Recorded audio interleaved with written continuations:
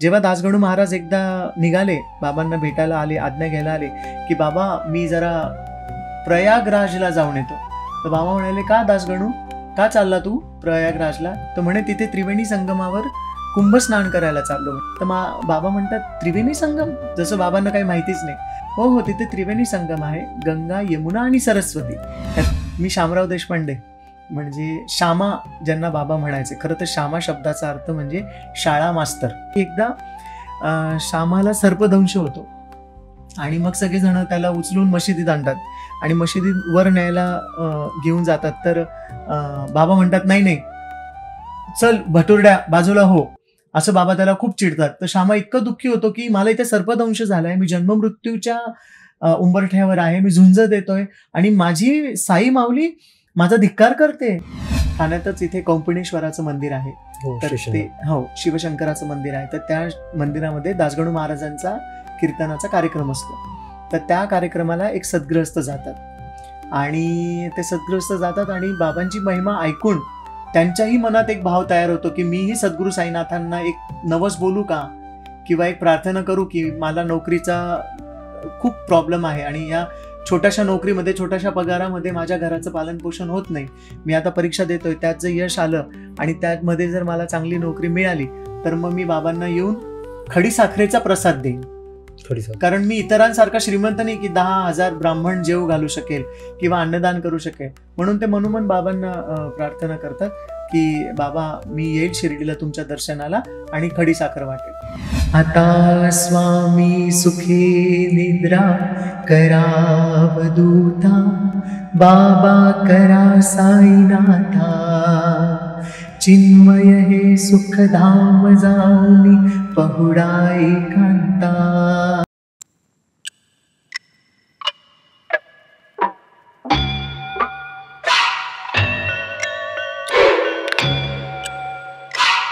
नमस्कार, आपल्या युनिक कट्टामध्ये सर्वांचं स्वागत आहे. आज आपल्यासोबत पुन्हा एकदा आहेत निलेश कासर दादा, आणि यांचा आपण लास्ट पॉडकास्ट घेतला होता जो साईबाबांवरती होता. हा पॉडकास्ट सुद्धा त्याच रिलेटेड आहे. अजून खूप साऱ्या गोष्टी आपण त्यांच्याकडून जाणून घेणार आहोत. सर्वप्रथम सर्व आमच्या सबस्क्रायबर्सचे खरंच मनापासून आभार की तुम्ही खूप चांगल्या पद्धतीने यांचा जो आपण पॉडकास्ट घेतला होता त्यांना प्रतिसाद दिलात, त्याबद्दल खरंच तुमचे आभार. तर दादा, कसे आहात तुम्ही? ओम साईराम. मी पुन्हा सगळ्या साई भक्तांचे, तुमच्या सगळ्या सबस्क्रायबर्सचे खूप मनापासून आभार मानतो की बाबांचं प्रेम मांडण्याची संधी मला क्रिएटिव्ह कट्टाने दिली आणि त्या संधीचं सोनं तुम्ही सगळ्यांनी केलं. त्यामुळे इथे येऊन मला परत घरी आल्यासारखं वाटतंय आणि फार छान अनुभव होता.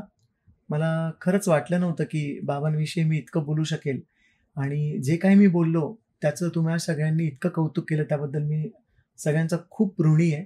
ओम साईराम. ओम साईराम. तर दादा, लास्ट पॉडकास्ट आपला खूप सुंदर झाला. बाबांबद्दलच्या ज्या गोष्टी नागरिकांना माहिती नव्हत्या त्या सुद्धा त्यांना कळाल्या. आम्हाला देखील खूप साऱ्या गोष्टी ज्या होत्या त्या आम्हाला माहिती नव्हत्या त्या कळत गेल्या आणि आता लोकांनी सुद्धा ते तुमचे छोटे छोटे रील्स बघून पण त्याच्याबद्दल चांगले प्रतिसाद दिले. तर अजून काही गोष्टी आपल्याला जे सच्चरित्रामधल्या असतील तर त्या संदर्भात आपल्याला थोडं सांगा. किती घेऊ हे जन्म कोट्यानुकोटी, क्षमा शांतीचा तो नसेलेश पोटी, असे राहिला व्यापुनी मोह चित्ता, मला यातुनी सोडवी साईनाथा. दासगणू महाराजांनी गुरुपाठाच्या अभंगामध्ये हे अष्टक लिहिलंय. त्याच्यातलं हे पहिलं पद होतं की खरोखर कितीही जन्म घेतले तरी आपण आपल्या सद्गुरूचं जे आपल्यावर ऋण आहे ते आपण फेडू शकत नाही. बाबा हा प्रेमाचा इतका मोठा महासागर आहे की तो एका घागरमध्ये समवणं अशक्य आहे, तरी आपण प्रयत्न करत राहू. श्री साई सच्चरित्रामध्ये सुंदर इतके सुंदर अनुभव बाबांनी दिले आहेत की ते वाचूनच आपण भवसागराच्या पार जातो. त्यामुळं श्री साई सच्चरित्राबद्दल बोलणं म्हणजे हे मला माझ्या जीवनाचं सार्थक वाटतं.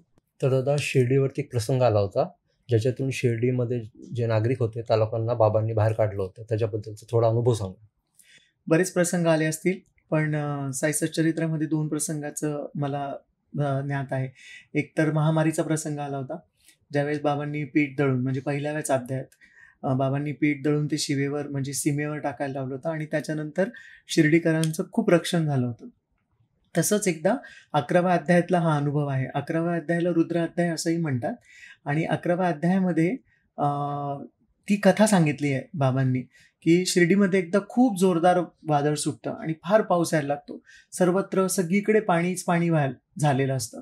अशा वेळेस सगळे शिर्डीकर बाबांच्या द्वारकामाईत येतात आणि जसं गोवर्धन पर्वताखाली श्रीकृष्ण सगळ्यांना आसरा देतो, तसंच जणू बाबा श्रीकृष्ण आणि सगळेजण त्या द्वारकामाईत जमतात आणि बाबांना विनवणी करतात, की बाबा या संकटापासून आम्हाला वाचवा. बाबा द्वारकामाईतून फक्त बाहेर ओट्यावर येतात आणि जरा थांब असं म्हणतात. काही क्षणातच वादळी वारा थांबतो. एवढा जोराचा मुसळधार, कोसळधार जो पाऊस असतो तो थांबतो.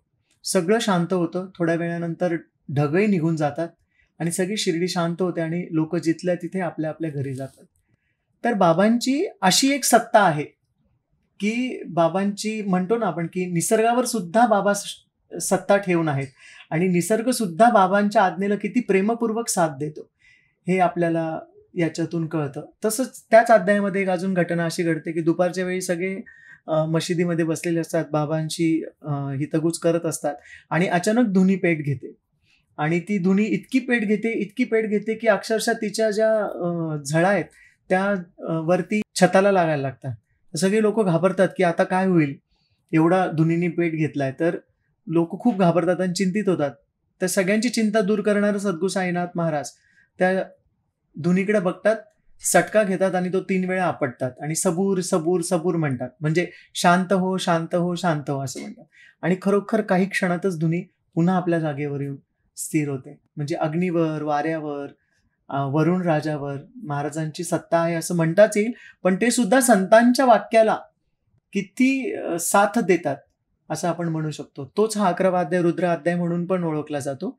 जे कोणी दुःखी कष्टी असतात त्यांनी जर हा अध्याय वाचला तर निश्चित त्यांना दुःखातून कष्टातून मुक्ती मिळते. म्हणजे 11वा अध्याय वाचायचा जर काही असे प्रॉब्लेम वाचलाच असतील पाहिजे. तर. 11वा अध्याय बरेच साई भक्त आहेत. आम्ही सगळेच जण 11वा अध्याय हा वाचतोच दर गुरुवारी. अच्छा. अजून एक गोष्ट की सत्यचरित्रामध्ये लिहिलेलं होतं की बाबांना त्यांच्या भक्तांच्या मनातलं कळायचं, त्याच्याबद्दलचा एक उल्लेख आहे त्याच्यामध्ये. त्याच्याबद्दल पण थोडं सांगा. निश्चित.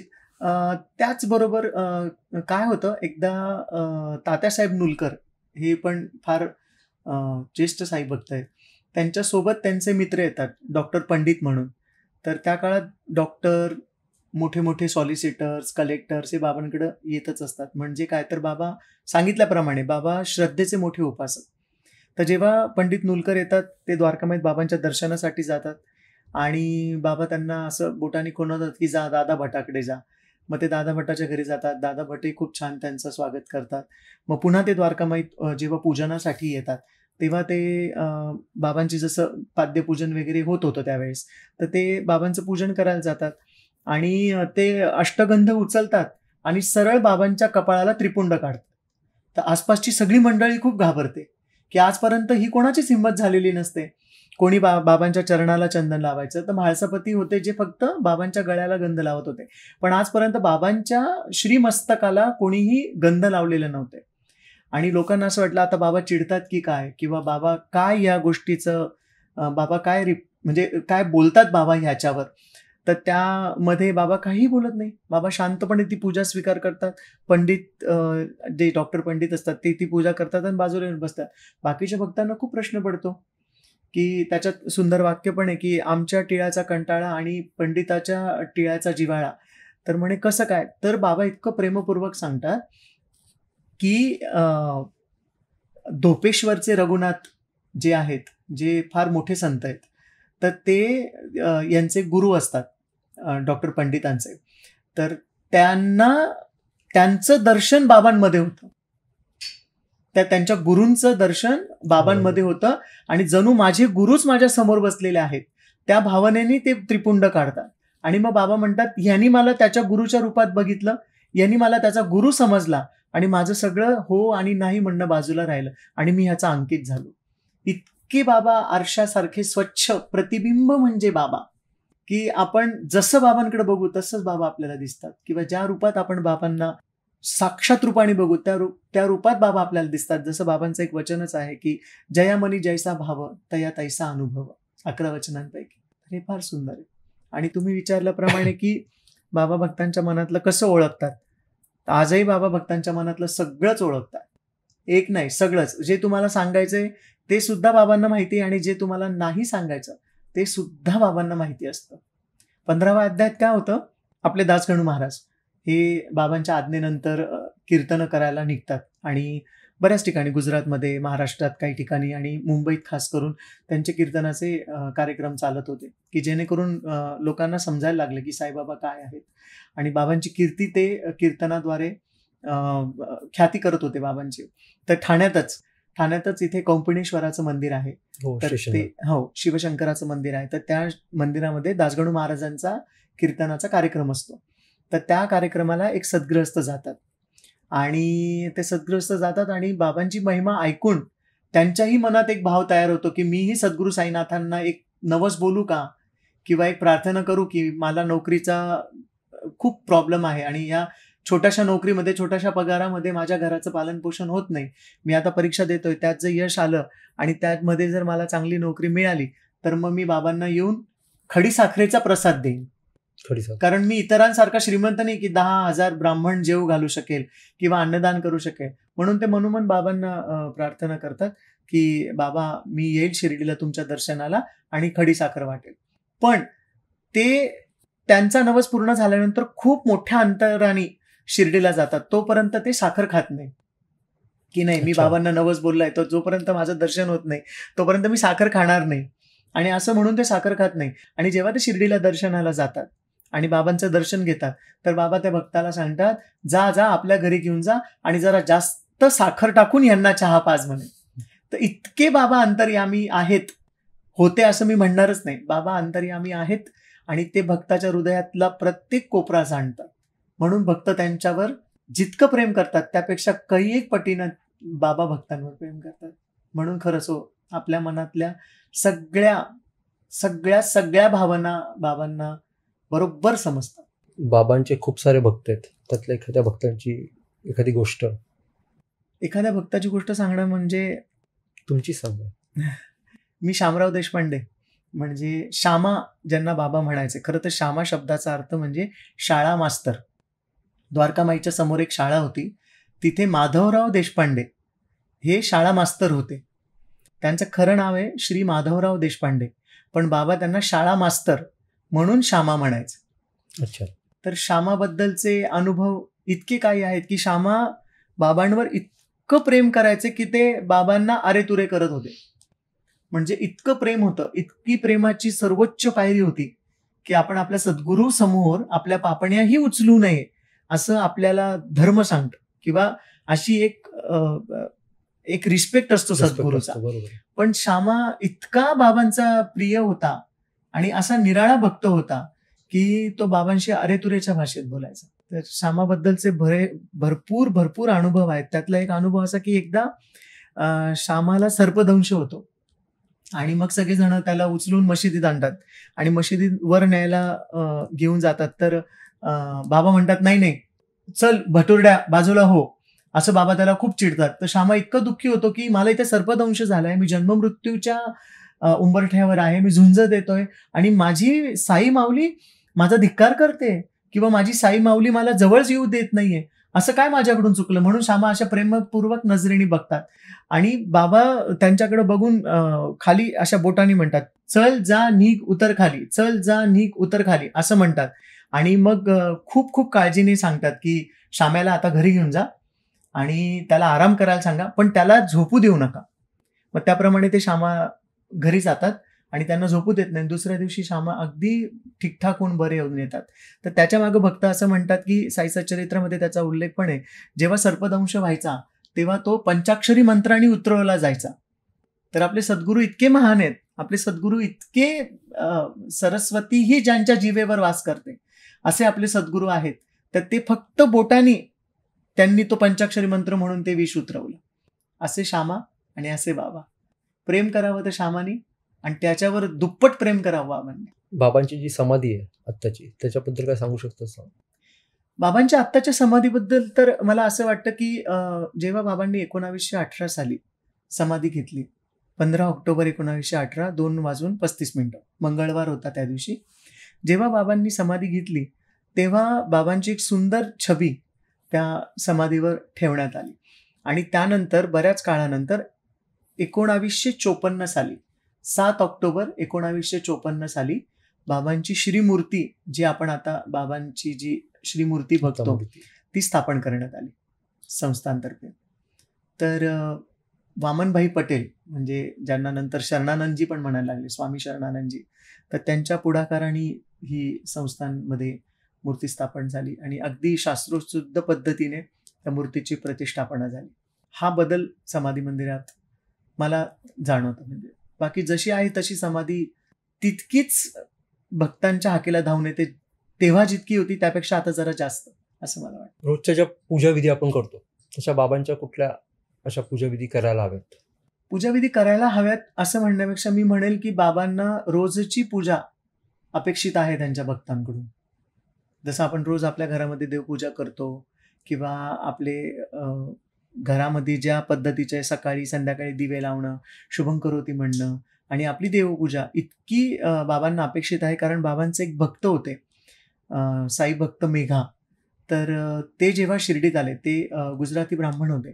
ते जेव्हा शिर्डीत आले मेघा, तेव्हा ते रोज सगळ्या मंदिरांची पूजा करून अखेर शेवट बाबांच्या पूजा करण्यासाठी येत होते. आणि एक दिवशी काय होतं, हे सच्चरित्रात उल्लेख आहे त्याचा, की मेघा सगळ्या मंदिरांमध्ये जातात, सगळ्या मंदिरांमध्ये पूजा करतात आणि खंडोबा मंदिरात जातात आणि खंडोबा मंदिराचा दरवाजा बंद असतो. मग ते तसंच सोडून द्वारकामाईत येतात आणि बाबांचं पूजन करायला लागतात. तर बाबा त्यांना म्हणतात की मेघा जरा थांब, आधी जाऊन खंडोबाचं पूजन करू नये आणि मग माझं पूजन कर. तर मेघा म्हणतात, बाबा मी तर खंडोबा मंदिरात जाऊन आलो पण दरवाजा लागलेला होता. नाही तू परत जा, आता तुला दरवाजा उघडा दिसेल. मग मेघाला बाबा परत पाठवतात. पुन्हा बाबा मेघाला पाठवल्यानंतर मेघा पुन्हा जातात. खंडोबा मंदिराचं दार उघडं असतं. मेघा रोजच्या सारखी खंडोबा मंदिरातली पूजा करतात, पुन्हा बाबांकडे येतात. तेव्हा बाबा मेघाला पूर्ण पूजा करू देतात. म्हणजे बाबांचं म्हणणं असं होतं की तुमचा जो नित्य नियम आहे, जो नित्य पाठ आहे, तो तुम्ही कराच करा, त्यासोबत तुम्ही सद्गुरूची भक्ती सुद्धा करा. की सद्गुरू भेटला म्हणून मला हे सगळं सोडायचं असं नाही. आपले इष्टदेव, आपले कुलदेव, आपले कुलदैवत, आपली कुलस्वामिनी यांचाही तेवढा सन्मान करावा जेवढा सद्गुरूचा सन्मान करावा, असं बाबांना सांगू इच्छितात. खंडोबा मंदिर आणि बाबांचं काय हे होतं? खंडोबा मंदिर म्हणजे शिर्डीच्या वेशीवरच खंडोबा मंदिर आहे, जिथे सर्वात सुरुवातीला बाबा आले होते. अच्छा. सुरुवातीला खंडोबा मंदिरात बाबा आले आणि मग म्हाळसापतींनी बाबांना बघितलं आणि आओ साई म्हणून आवाज दिला आणि तेव्हापासून बाबांचं नाव साईबाबा असं प्रचलित झालं. बाबांचे समकालीन संत आणि त्याबद्दल थोडीफार माहिती सांगा. बाबांचे भरपूर संत समकालीन होते. म्हणजे मला असं वाटतं त्या साधारण 1819च्या शतकामध्ये संतांचा महापूर आला होता. त्यातल्या त्यात नगर जिल्ह्यात तर खूपच जास्त. म्हणजे बाबांचे समकालीन संत जर म्हणायचे तर श्री स्वामी समर्थ महाराजांच्या आसपास होते, श्री गजानन महाराजांच्या आसपास होते. त्यानंतर श्री टेंबे स्वामी महाराज म्हणजे वासुदेवानंद सरस्वती स्वामी महाराज होते, बाळगुंद्रे महाराज होते, ताजुद्दीन महाराज जे नागपूरला आहेत, त्यांची समाधी, तर ते होते. बाबा मेहेर होते, बाबा फरीद होते. असे अनेक संत बाबांच्या समकालीन संतांमध्ये येतात. त्यापैकी परमहंस परिव्राजकाचार्य श्रीमद वासुदेवानंद सरस्वती स्वामी महाराज हे बाबांचं यांचं विलक्षण प्रेम होतं. साई सच्चरित्राच्या एका अध्यायामध्ये उल्लेख आहे, काही भक्त हे टेंबे स्वामी महाराजांना भेटतात आणि मग नंतर त्यांना भेट झाल्यानंतर टेंबे स्वामी महाराज स्वतः सांगतात की काही दिवसानंतर तुम्ही एका सद्गुरूच्या भेटीसाठी जाल, तर ते आमचे थोरले बंधू आहेत आणि त्यांना तुम्ही हे श्रीफळ आमच्याकडून द्या आणि त्यांना सांगा की तुमच्या धाकट्या बंधूंवर प्रेम असू द्या. म्हणजे संतांमध्ये कुठलीही चढाओढ नाही. चढाओढ आपल्यामध्ये, हा मोठा तो छोटा, हा श्रीमंत हा गरीब. संतांमध्ये सगळे सम असतात, सगळे संत असतात, म्हणूनच ते संत असतात. आणि मग जेव्हा ते 3 जण असतात ते श्रीफळ घेऊन शिर्डीच्या प्रवासाला निघतात आणि एका ठिकाणी प्रवास करत असताना त्यांना मध्ये भूक लागते आणि मग त्यांच्याकडे भत्ता असतो, तर ते भत्ता खातात. तर भत्त्यामध्ये तिखटाचं प्रमाण जास्त असतं. मग त्यातला एक जण म्हणतो, आण रे श्रीफळ तोड, त्या खोबऱ्याने बघतात दत्त्याची चव येईल. भत्त्याला चव येईल आणि भत्ता थोडा कमी तिखट लागेल. आणि ते पूर्ण विसरून जातात की टेंबे स्वामी महाराजांनी दिलेलं हे श्रीफळ असतं. मग ते फोडतात, खातात आणि जसं शिर्डीला येतात, ते जेव्हा द्वारकामाईत दर्शनाला जातात, तेव्हा बाबा पहिल्यांदा त्यांना म्हणतात, द्या माझं श्रीफळ. तर ते इतके खजील होतात आणि ते म्हणतात, बाबा असा असा प्रसंग झाला. म्हणजे बाबांना, जरी बाबा शिर्डीच्या बाहेर कुठे गेले नाही, तरी बाबा त्रिकाल ज्ञानी आहेत. चरात त्यांची व्याप्ती आहे. जगाचा असा कोणताही कोपरा नाही जो बाबांना माहिती नाही किंवा बाबांच्या स्पर्शाने तो पावन नाही. म्हणूनच त्यांना आपण ब्रह्मांड नायक म्हणतो. या ब्रह्मांडाचे ते नायक आहेत. बाबांचा असे एक भक्त होते की ज्यांना काहीतरी हवं होते, पण ते बाबांनी त्यांना कुठे जाऊ न देता त्याच ठिकाणी ती गोष्ट दिली. दासगणू महाराज, त्यांना संत शिरोमणी दासगणू महाराज म्हणतात. संत शिरोमणी ह भ प श्री दासगणू महाराज. दासगणू महाराजांबद्दल जितकं बोलावं तितकं कमी. त्यांचं नाव श्री गणेश सहस्त्रबुद्धी असं दासगणू महाराजांचं स्वतःचं नाव होतं. नंतर जेव्हा ते बाबांच्या मार्गात आले, तेव्हा बाबांनी त्यांना दासगणू केलं. ही सगळ्यात मोठी अवस्था असते की दास्यत्व. जसं आपण रामदास स्वामी म्हणतो की प्रचंड भक्तीचा महासागर, प्रचंड शक्तीचा महासागर, तरी सुद्धा रामदास हनुमंतांसारखं या विश्वामध्ये तिन्ही युगांमध्ये, चारही युगांमध्ये चिरंजीव कोणी नाही हनुमंतांसारखं, की ज्यांनी भक्तीला चिरंजीव केलं. हनुमंतांसारखं महाबली कोणी नाही. तरी सुद्धा ते काय म्हणतात, मी रामदास. म्हणजे दास्यत्व फार मोठे. तसं दास्यत्व बाबांनी दासगणू महाराजांना नावातच दिलं की दासगणू. जेव्हा दासगणू महाराज एकदा निघाले, बाबांना भेटायला आले, आज्ञा घ्यायला आले की बाबा मी जरा प्रयागराजला जाऊन येतो. तर बाबा म्हणाले, का दासगणू, का चालला तू प्रयागराजला? तर म्हणे तिथे त्रिवेणी संगमावर कुंभ स्नान करायला चाललो म्हणे, किंवा तिथे त्रिवेणी संगम आहे जिथे मी गंगा स्नान करायला चाललो. तर बाबा म्हणतात, त्रिवेणी संगम? जसं बाबांना काही माहितीच नाही. बाबा म्हणतात, त्रिवेणी संगम? हो, तिथे त्रिवेणी संगम आहे. गंगा, यमुना आणि सरस्वती या 3 नद्यांचा तिथं संगम होतो म्हणे. तर त्या संगमावर मी स्नान करायला चाललो. हो म्हणे दासगणू. आणि हो, मग ते जसे स्पर्श करायला लागतात चरणाला, तेव्हा बाबा म्हणतात, चल तुला इथेच त्रिवेणी संगम करवतो. आणि दोन्ही चरणातून बाबांच्या गंगा, जमुना आणि सरस्वतीच्या अक्षरशः धारा लागतात. आणि त्या इतक्या प्रमाणात लागतात की दासगणू महाराज अक्षरशः त्याच्यात लोटपोट होतात. हा सगळ्यात मोठा चमत्कार आहे की सद्गुरू सांगतात, जे माझ्या चरणात आहे ते या भूतलावर कुठे नाही. आणि मग तिथे पहिल्यांदा दासगणू महाराजांना बाबांविषयी पहिलं जे आपण म्हणतो अभंग म्हणा किंवा कवन सुचतं, अगाध लीला अघटित महिमा, असं एकदम सुंदर येते. तो अनुभव दासगणू महाराजांना होतो.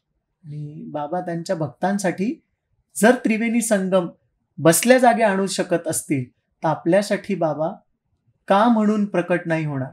पण आपणही त्यासाठी तितकं प्रेम आणि तितकं समर्पण देणं फार गरजेचं आहे. लोकमान्य टिळक आणि बाबांचं काय संबंध होता? लोकमान्य टिळक हे आपल्या स्वातंत्र्य लढ्यातलं खूप मोठं नाव. तरखड म्हणून एक भक्त होते. तर तरखडांच्या विनंतीने नगरला जात असताना ते विनंती करतात की आमचे सद्गुरू श्री साईनाथ महाराज आहे, आपण त्यांचं दर्शन घेऊया आणि मग पुढे जाऊया. लोकमान्य टिळक एवढे मोठे क्रांतिकारक असताना सुद्धा बाबांच्या दर्शनाचा लाभ घेतात. लोकमान्य टिळक बाबांच्या भेटीसाठी जातात, बाबांची प्रेमपूर्वक भेट घेतात, बाबांना ते पुस्तक अर्पण करतात, एक ग्रंथ अर्पण करतात आणि ते बाबांच्या चरणात ठेवायला जातात. तर बाबा तो चरणातला ग्रंथ उचलतात आणि बाबा भक्ताला सांगतात, त्याची जागा इथे नाही तर इथे आहे. आणि मग बाबा त्या चरणाच्या ठेवलेल्या ग्रंथाला उचलून आपल्या मस्तकी त्याचा स्पर्श करतात आणि लोकमान्य टिळकांना खूप आशीर्वाद देतात. मग तेव्हा लोकमान्य टिळक बाबांना विचारतात, बाबा स्वातंत्र्याविषयी तुमचं काय मत आहे?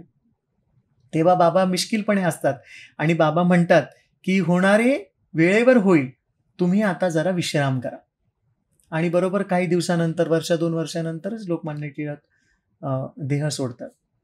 म्हणजे बाबांना ह्या सगळ्या गोष्टींचं ज्ञान असूनही काही गोष्टी ह्या वेळेवरच घडाव्या अशी बाबांची इच्छा होती. म्हणून आपल्या आयुष्यातही असे काही प्रसंग घडतात की त्यावेळेस आपल्याला उत्तर हवं असतं, ते उत्तर तेव्हा त्या क्षणी बाबा देऊ शकत नाही. का देऊ शकत नाही? कारण बाबांना ती वेळ यावी लागते. प्रत्येक वेळ हीच एक औषध असते तुमच्या प्रत्येक प्रश्नाला आणि प्रत्येक संकटाला.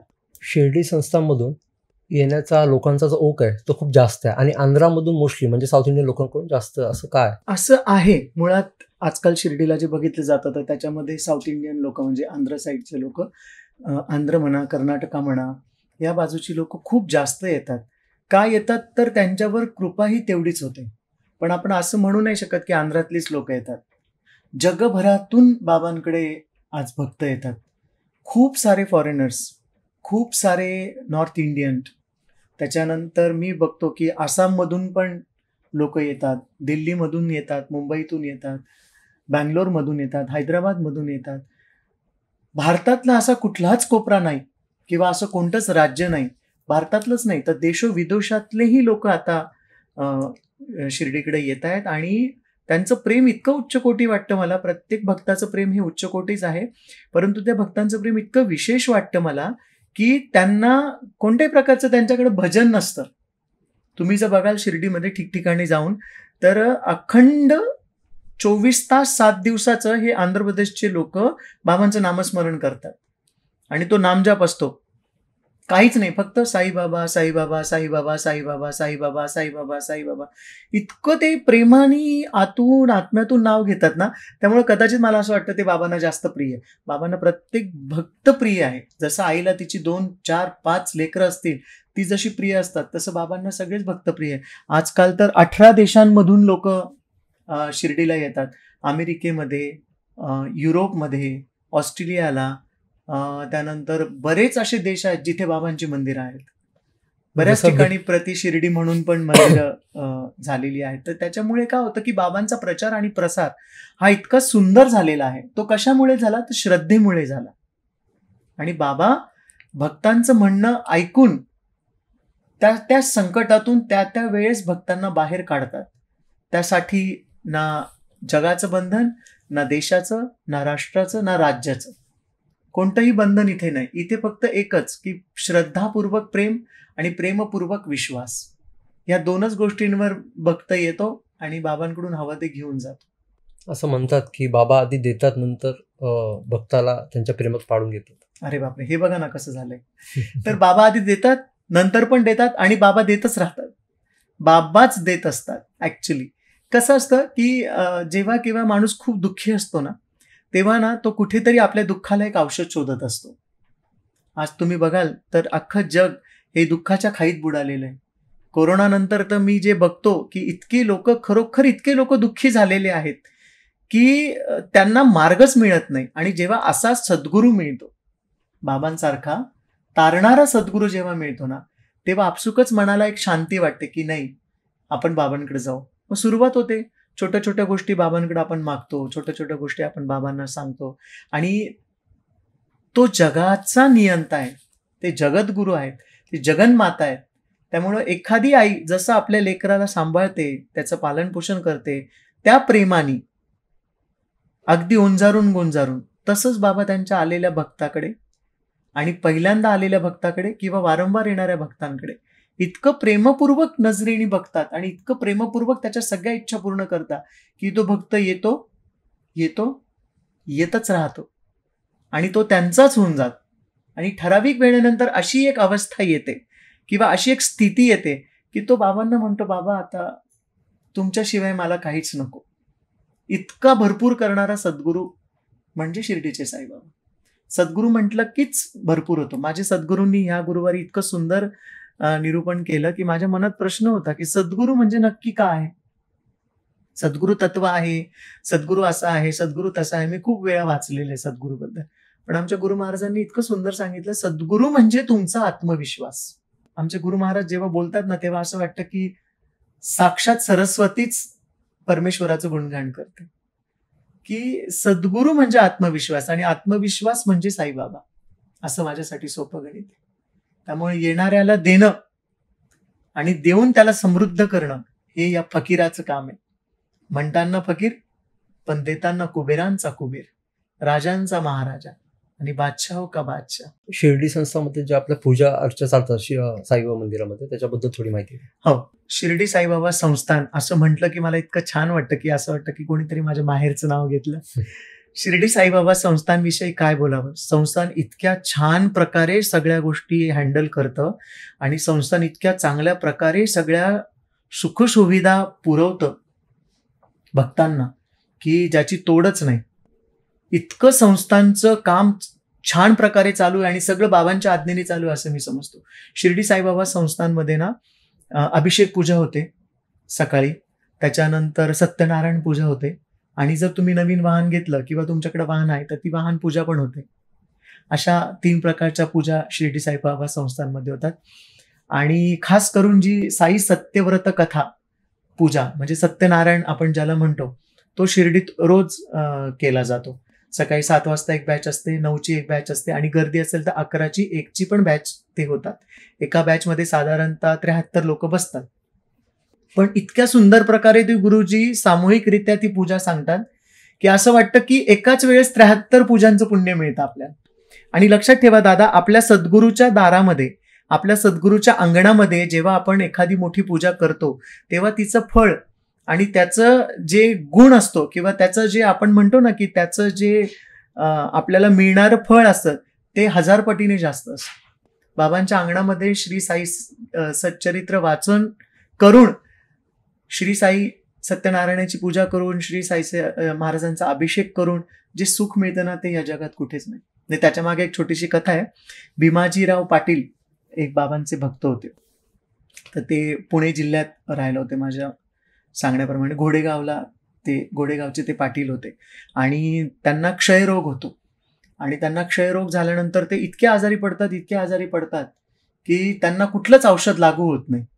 आणि मग ते चिंतातूर होऊन नानासाहेब चांदोरकरांना, पुन्हा नानासाहेब चांदोर, इतके छान छान भक्त नानासाहेब चांदोरकरांनी जोडले तर प्रत्येकानेच, परंतु नानासाहेब चांदोरकरांना ते पत्र लिहितात की अशा पद्धतीचा मला क्षयरोग झालाय, मला कुठेही काही औषध सापडत नाहीये, तर मला ह्या रोग मुक्त होण्यासाठी तुम्ही काहीतरी मार्ग दाखवा. तर नानासाहेब त्यांना पत्राचं उत्तर देतात की नगर जिल्ह्यामध्ये कोपरगाव जवळ शिर्डी नावाचं एक गाव आहे आणि तिथे एक सद्गुरू साईनाथ नाव असलेले एक फकीर आहेत जे तुम्हाला या दुःखातून बाहेर काढू शकता. त्वरित अतित्वरित तुम्ही शिर्डीला येणे करावे. आणि मग त्याप्रमाणे भीमाजी आपलं सगळं सामान बांधतात आणि बैलगाड्यांमधून निघतात आणि शिर्डीला पोहोचतात. तर भीमाजी पाटील अशा अवस्थेत येतात की त्यांना बैलगाडीतून उचलून आणून द्वारकामाईत बाबांसमोर ठेवतात. आणि मग बाबा त्या भीमाजींकडे प्रेमपूर्वक नजरेने बघतात, त्यांना उदी लावतात आणि जा म्हणे भीमाजी तुझा रोग बरा होईल. आणि मग भीमाजी काही दिवस खरोखर शिर्डीत थांबतात. जे भीमाजी उचलून आणलेले असतात ते चालत जातात. आणि मग तेव्हा भीमाजींना एक अशी काय म्हणतात, भीमाजींना अशी एक इच्छा प्रकट होते की आपण सत्यनारायणाची पूजा केली पाहिजे. आणि मग ती शिर्डीमध्ये ते भीमाजी पाटील आहेत, ती पहिली सत्यनारायणाची पूजा करतात. तेव्हापासून ते आजपर्यंत ती सत्यनारायणाची पूजा सुरू आहे. अभिषेक पूजा होते. सगळ्या पूजा बाबांच्या सानिध्यात काहीही करावं फारच सुंदर आहे. म्हणजे त्याचं सानिध्य लागलं ना ते अन्न प्रसाद होतो, त्याचं सानिध्य लागलं की पाणी तीर्थ होतं, त्याचं सानिध्य लागलं की गाणं भजन होतं, आणि त्याचं सानिध्य लागलं की दगडही हिरा होतं. शिर्डीमध्ये राहून बाबांनी रामांचं दर्शन कसं करून दिलं होतं? एक मद्रासी मंडळी आली होती, भजन मंडळी. ते प्रवास करत पुढे चालले होते तर त्यांच्या कानावर येतं की शिर्डीला एक साईबाबा नावाचे महासंत आहेत आणि ते खूप बिदारगी देतात, म्हणजे पैसे देतात आणि खूप समृद्ध करतात म्हणे ते. तर मग त्यांच्या मनात येतं की चला आपणही शिर्डीला जाऊ आणि आपली भजनमाला आपण त्यांना ऐकू, म्हणजे ते खुश होऊन आपल्याला बक्षीस देतील आणि पुढच्या प्रवासाला आपण जाऊ. तर ते शिर्डीला येतात. ते खरोखर खूप सुंदर भजन सादर करतात. आणि मग त्यांच्यामध्ये एक ज्या महिला असतात तर त्यांना बाबा प्रभू श्री रामचंद्राच्या दर्शनाचं पुण्य देतात. आणि प्रभू श्री रामचंद्रांचं इतकं सुंदर दर्शन बाबा त्यांना देतात की ते वाचणं म्हणजे ते साई सच्चरित्रात त्याचा इतका सुंदर उल्लेख आहे निंबाळकरांचा. तर मी म्हणेल तो अध्याय तुम्ही वाचा.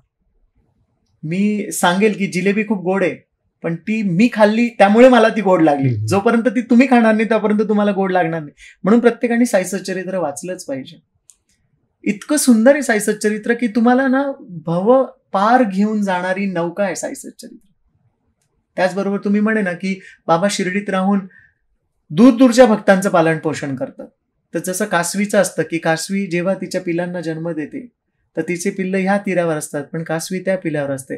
फक्त नजरेनी कासवी आपल्या पिल्लाचं पालन पोषण करत असते, तसेच आपले सद्गुरू साईनाथ महाराज आहेत, की फक्त नजरेनी आणि कृपेनी आपलं पालन पोषण करत असतात.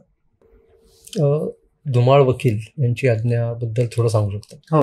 कसं होतं, त्यावेळी जेव्हा बाबा शिर्डीला दरबारात असायचे, तेव्हा जे पण भक्त यायचे ते येताना आणि जाताना दोन्ही वेळेस बाबांची आज्ञा घ्यायचे. तर जेव्हा धुमाळ वकील आले आणि धुमाळ वकिलांच्या मनात एक मानस होता की त्यांचा एक जवळच खटला चालू होता, तर धुमाळ वकिलांना वाटलं की आपण जाऊ, श्रींचं दर्शन घेऊ आणि पुढे आपल्या खटल्यासाठी निघू. दर्शन झाल्यानंतर ते बाबांकडे आज्ञा मागतात की बाबा आता यायचं म्हणतो, आज्ञा द्या. तर बाबा त्यांना पाठवतच नाही. तर धुमाळ वकील इतके चिंतातूर होतात की बापरे, आता माझी कोर्टाची तारीख आहे आणि मी वकील आहे, जर मी गेलो नाही तर काय होईल म्हणून.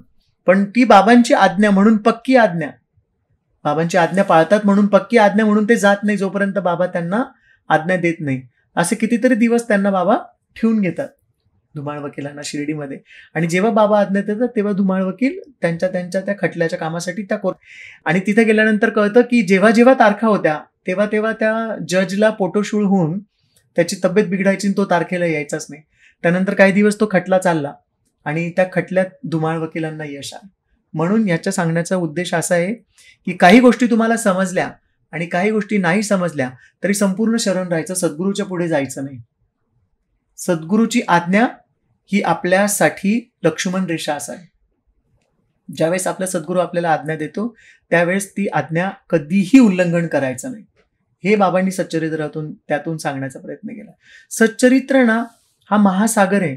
तुम्ही जितकं खोल जाल ना तितकं तुम्हाला मौल्यवान रत्न हातात येतील.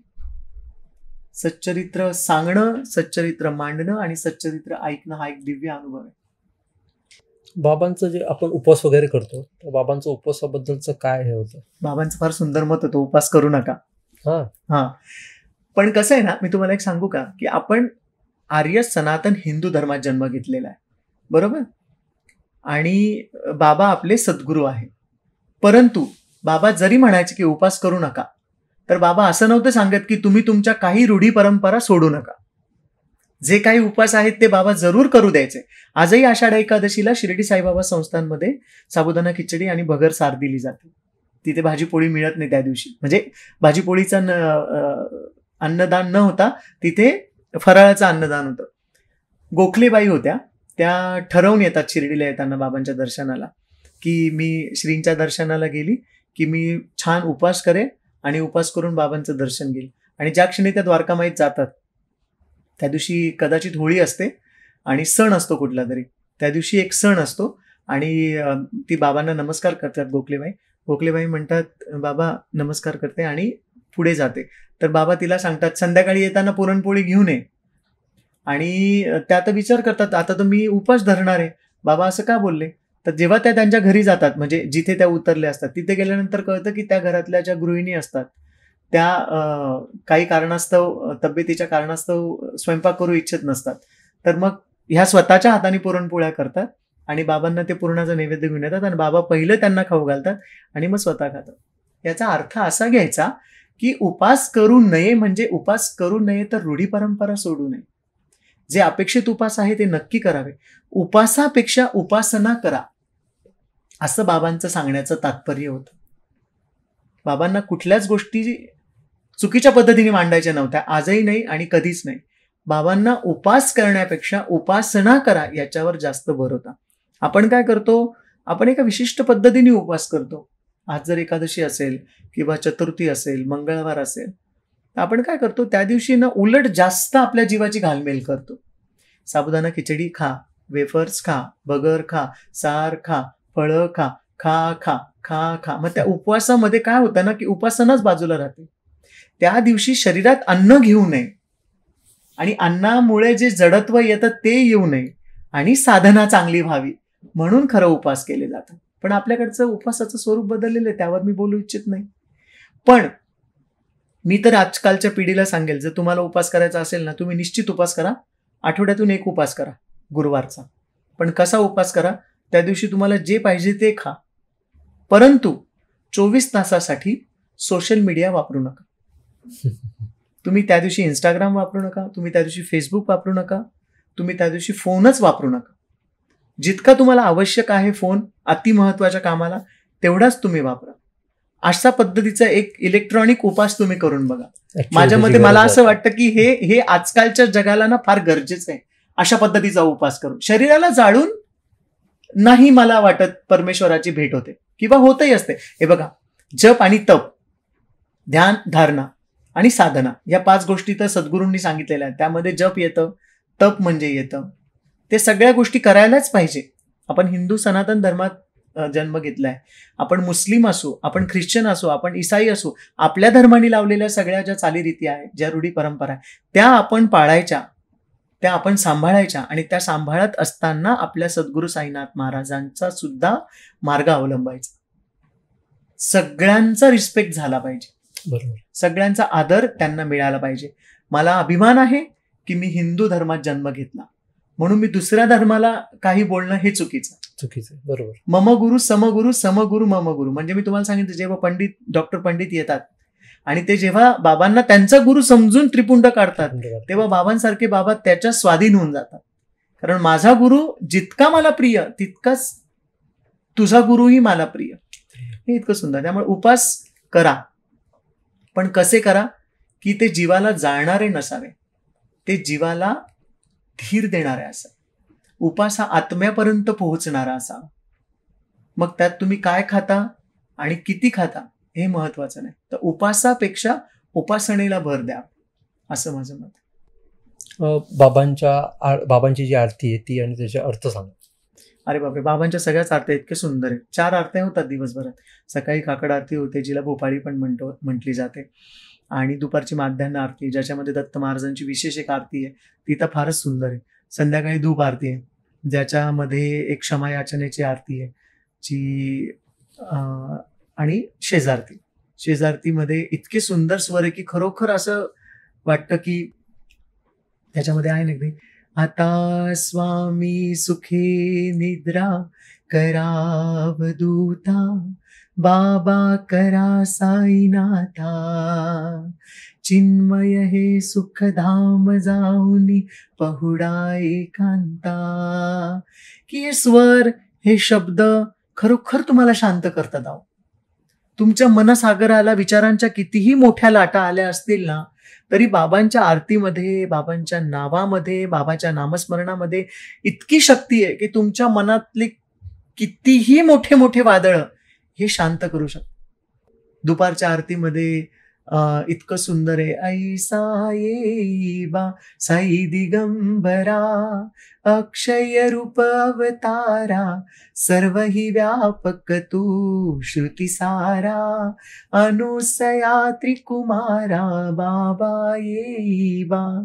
इथं किती सुंदर आहे. म्हणजे सकाळची काकड आरती तुम्ही घ्याल तर त्याच्यात एक खूप सुंदर पद आहे की, तुझ काय देऊ सावळ्या मी खाया तरी हो, मी दुबळी बटीक नाम्याची जाण श्री हरी, श्री सद्गुरु बाबा साई, तुझ वाचून आश्रय नाही भूतली. त्याच्यानंतर सगळ्यात आवडतं आम्हा सगळ्या भक्तांना की, साई रहम नजर करना, भक्तो का पालन करना. इतक्या सुंदर सुंदर वेगवेगळ्या चालींमध्ये, वेगवेगळ्या अर्थांमध्ये बाबांचे आरत्या आहेत की मी तर सगळ्यांना म्हणजे मनापासून विनंती करेल की तुम्ही शिर्डीला जाल ना, तर दर्शन असंच करा की ज्यावेळेस एखादी आरती जोडलेली असेल. मग तुम्ही कुठे असा, समाधी मंदिरात असा, द्वारकेत माईत असा, चावडीत असा, की लेंडी बागेत बसलेले असा, नंदादीपला बसलेले असा, शांत चित्ताने जेव्हा तुम्ही मन लावून आरती कराल ना, तेव्हा तुम्हाला असं वाटेल की तुमचं चित्त पूर्णपणे स्थिर झालंय. तर बुठीवाड्याची स्थापना, त्याच्याबद्दल थोडी माहिती आहे. अरे वा. बाबांनी 1918 साली समाधी घेतली. त्याआधी शिर्डीमध्ये 3 वाडे बांधण्यात आले. साठेंचा वाडा पहिले बांधण्यात आला, त्याच्यानंतर दीक्षितांनी एक वाडा बांधला, आणि नंतर बाबांनी एक दिवशी ना दीक्षित आणि श्यामा, जे मी सांगितलं शाळा मास्तर म्हणजे शामराव देशपांडे, हे दीक्षितांच्या माडीवर दुपारी आराम करत असतात. तर दोघांनाही सारखं स्वप्न पडतं आणि दोघांनाही बाबा स्वप्नात जाऊन सांगतात की वाड्याचं निर्माण करा. त्याप्रमाणे दोघंही एकमेकाला सांगतात की मला असं स्वप्न पडलं, मला असं स्वप्न पडलं. दोघं आश्चर्यचकित होतात आणि द्वारकामाईत जातात. तर बाबांचं द्वारकामाईचं आणि दीक्षित वाड्याचं अंतर खूप होतं, तरी सुद्धा वाड्यात काय काय चर्चा होत होत्या या बाबांना नीट कळत होत्या. आणि मग बाबांना त्यांनी सांगितलं की बाबा बुटी साहेबांना असं असं स्वप्न पडलं तर काय करू.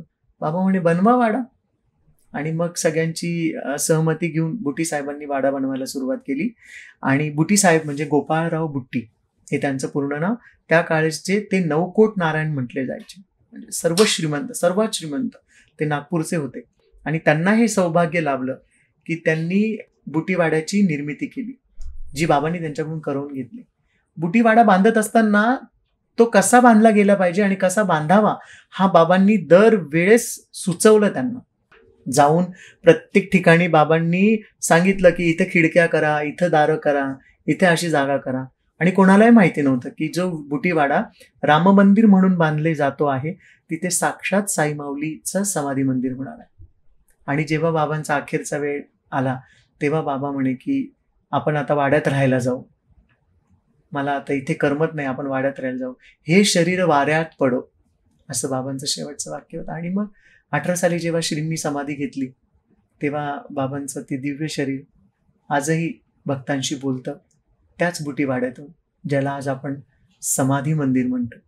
तिथेच आज अनेक भक्तांच्या यातना, वेदना आणि दुःख दूर होतात. ते बुटींचं किती सौभाग्य की त्यांनी बांधलेल्या वाड्यांमध्ये आज बाबांचं शरीर वास्तव्य असं किंवा आराम करतंय किंवा भक्तांचं दुःख दूर करतंय. असं एखादा जन्म आपल्याला मिळावा. जन्म मिळावा बायजामासारखा, जन्म मिळावा लक्ष्मीसारखा, जन्म मिळावा तात्यासारखा, जन्म मिळावा बुटीसारखा, जन्म मिळावा मेघासारखा. मेघाचा जन्म तर मला निश्चित बाबांनी द्यावा, कारण मेघा एकमेव असा साई भक्त होता की जेव्हा मेघा या जगातून निरोप घेतो तेव्हा जेव्हा मेघाची अंत्ययात्रा स्मशानात जाते तेव्हा स्वतः बाबा स्मशानात गेले होते आणि ओंजळभर फुलं मेघाला वाहिली होती आणि खूप बाबा रडले होते मेघासाठी. तर मेघाचं आयुष्य फार माझ्या दृष्टीने मोलाचं आहे, कारण ज्याच्या जाण्याने सद्गुरूच्या डोळ्यात प्रेमाश्रू येतात किंवा अश्रू येतात, असं स्वाभिमानाचं किंवा असं मरण यावं अशी सद्गुरूला माझी प्रार्थना असते. त्यामुळे प्रत्येक साई भक्ताचा जन्म व्हावा किंवा आपण जगताना प्रत्येक सच्चरित्रातलं, साई सच्चरित्रातलं प्रत्येक एक कॅरेक्टर म्हणा किंवा एक भक्त म्हणा, आपण वाचतानाच ते जगलं पाहिजे असं मला वाटतं. साई सच्चरित्र हा प्रेमाचा अथांग महासागर आहे, तो एक तासात किंवा एका घागरीत आपण सामावू शकत. सध्याच्या पिढीला तुम्ही काही सांगू शकता का की जसे तुम्ही आता साई भक्त आहात तर तुम्ही त्यांच्या कुठल्या गोष्टी फॉलो करता? बाबांच्या सगळ्याच गोष्टी फॉलो केल्याच पाहिजे, त्यावेळेसच तुम्हाला हक्क आहे एक साई भक्त म्हणून घेण्याचा. खरं तर मला असं वाटतं की म्हणजे मी आज एकच सांगू इच्छितो की आजकाल बाबांची शिकवण आपल्या आयुष्यात उतरवणं फार गरजेचं झालेलं आहे, कारण आजकाल सगळ्यांचे अहंकार खूप मोठे झाले. आपण नाते सांभाळत नाही, आपण नात्यांना जपू शकत नाही. मोबाईलमुळे नात्यात खूप कोरडेपणा आलेला आहे. तर तो कोरडेपणा दूर करा, प्रत्येक नात्याला त्याचा आदर द्या, सगळ्यांना समजून घ्या आणि माफ करत चला. जोपर्यंत तुम्ही माफ करत नाही तोपर्यंत तुम्हाला माफी मिळत नाही. त्यामुळे तुम्ही प्रत्येकाने माफ करत चला, सगळं जुनं विसरून नवीन प्रवासाला सुरुवात करा आणि सद्गुरू साईंच्या दर्शनाला शिर्डीला जा, तुमच्या सगळ्या इच्छित मनोकामना पूर्ण होतील. तर दादा खूप खूप धन्यवाद, तुम्ही आमच्या चॅनलवरती आलात आणि संपूर्ण टीम करून खरंच तुमचे मनापासून आभार की तुमचा पॉडकास्ट घेतल्यानंतर जरा भरभराटी वाढत गेली, तुमचे फॉलोअर्स सुद्धा वाढलेत. सर्व नागरिकांचे खरं मनापासून आभार. थँक्यू.